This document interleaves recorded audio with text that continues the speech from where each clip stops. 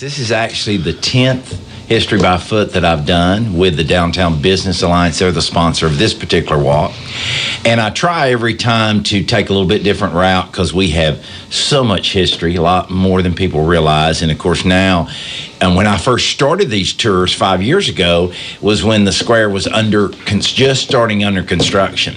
So it's a lot of fun now to go back and start in the middle of Celebration Plaza and walk. And this time we're walking a different way than we've done. We're actually going to go down College Street.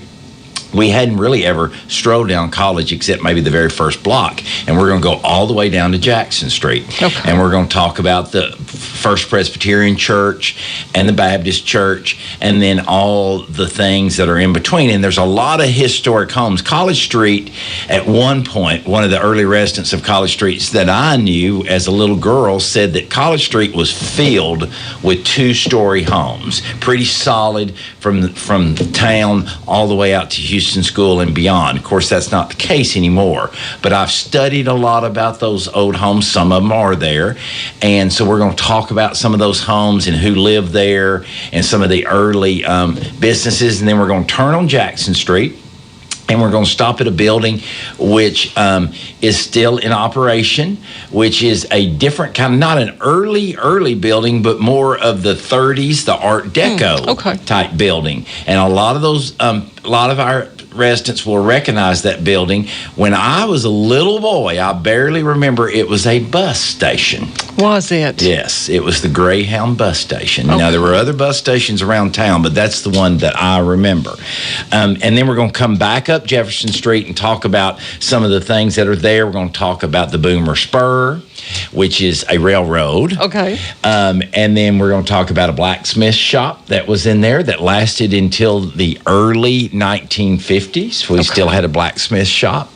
And then there's some hotels that were located in that area and some places where people used to eat and some buildings that we're not as familiar with, maybe on Jefferson Street, including which is not there anymore, but the space is there for the old Jefferson Opera House. And it was a grand building for its time. I wish it could have stayed grand and stayed with us till now. Me too. Now, some of the ceiling of the Opera House is still in the museum.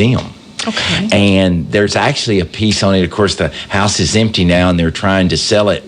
But the Bill and June Tuck had some of that ceiling too. That's right. Yeah. Well, and so mentioning Jefferson Street, if I don't open my mouth and put my foot in it, that's okay. Bankhead Highway. Yes. Oh, thank you, Enola, because the Bankhead Highway is really starting to get a lot of press because we're approaching, and here we are in November. 1916 is the 100th anniversary, and there's going to be lots of activities. Wonderful. And on April 21st next year, there's going to be a caravan that is recreating the route that is going to come through Sulphur Springs that day. So we as a community want to enhance the Bankhead Highway and talk about it.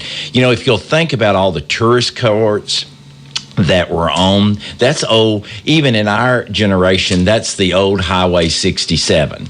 It was the Highway 67, and then it was also Highway 1, and it was called the Broadway of America also.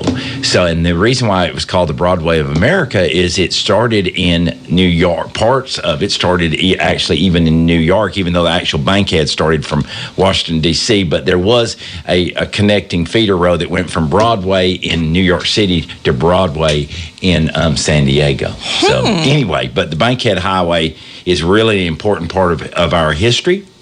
It is really more historic than Route 66 that we all know so much about. So we're trying to increase awareness about the Bankhead. Well, how interesting. So Once again, we find ourselves in the center of the universe. Yes, and I'll be talking about the Bankhead. Now, it's $10, and our tour's at 10 a.m. that morning, and we'll meet at the middle of the square.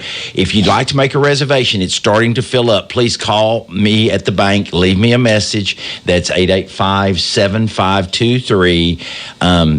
885-7523. Or you can call the Genealogical Society or stop by there, or Alliance Bank too. But since we're getting so close to the time, if you'll call me, that'll save us a step. Make your reservation. You can bring your $10 that morning, and we're going to meet a little bit before 10 o'clock in the very center of it. There will be a Kubota there. If someone's not able to walk that far, we will have a transportation. So don't let that prevent you from going on the walk, because you can ride. Okay. Now, if this walk is full, which I know you said are coming in, will you do a second one to follow up? I will. If I have indication by like tomorrow morning that it's filled up, I would add a second one. If I don't do it now, I can always do one at another time. Okay. We will continue these walks. I'm also doing some of these walks with other groups, and we'll keep you informed about that. I just did one Tuesday night with Coffee Off the Square that sponsored it. We had a mystery walk, and we got to go upstairs in a couple of buildings where some renovation is about to take place, and that was really exciting. Neat. We love history in Sulphur Springs. Yes, we do. Yes, and we do. Hopkins County.